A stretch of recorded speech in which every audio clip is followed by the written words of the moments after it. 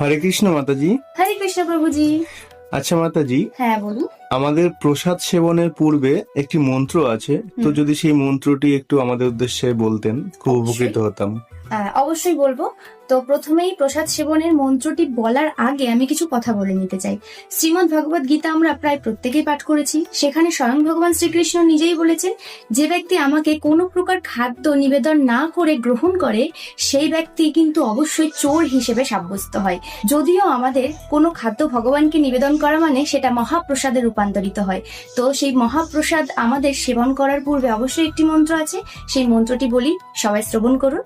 প্রসাদ সেবন মন্ত্রটি হলো, মহাপ্রসাদে গোবিন্দে নাম ব্রহ্মেণি বৈষ্ণবে স্বল্প পুণ্য বতাং রাজন বিশ্বাস নৈব জায়তে শরীর অবিদ্যা জাল জড়েন্দ্রিয় তাহে কাল জীবে ফেলে বিষয় সাগরে তার মধ্যে জিহ্বা অতি